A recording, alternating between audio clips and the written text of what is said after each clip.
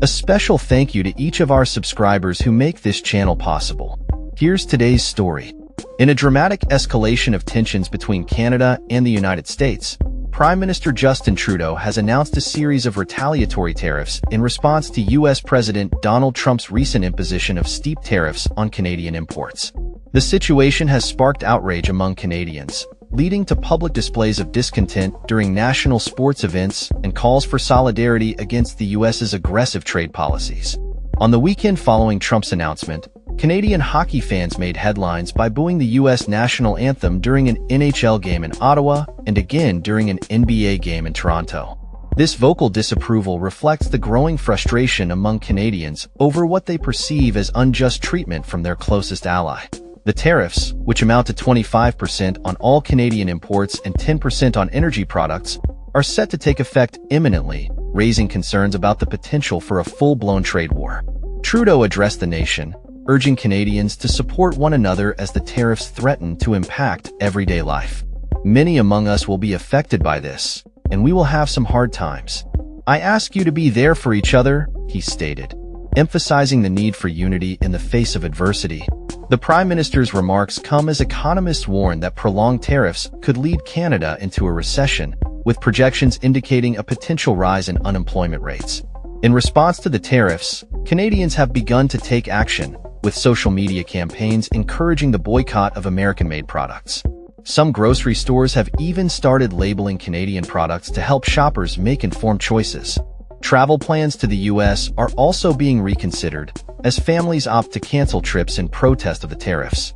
Furthermore, certain Canadian provinces, particularly Ontario, are taking measures to remove American products from shelves, including alcoholic beverages.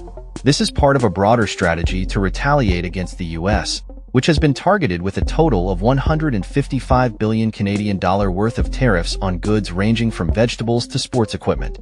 Notably, products from Republican-led states, such as Florida orange juice, are specifically being singled out. The situation has left many Canadians bewildered, as they reflect on their historically close relationship with the U.S. Former Liberal Party leader Michael Ignatieff expressed the shock felt across the nation, stating, "We're into a new world, in which the question on whether you can trust America becomes the fundamental question in foreign policy for every country." The opposition Conservative Party leader Pierre Poilievre condemned the tariffs as massive, unjust, and unjustified, highlighting Canada's long-standing alliance with the U.S. Trudeau himself questioned why the U.S. would target Canada instead of addressing more significant global challenges. As the trade battle escalates, experts warn that Canada must navigate this new landscape carefully. Thomas Juneau, a national security professor at the University of Ottawa, noted that the tariffs represent a seismic shift in Canada-U.S. relations, destabilizing a partnership that has benefited both countries for decades.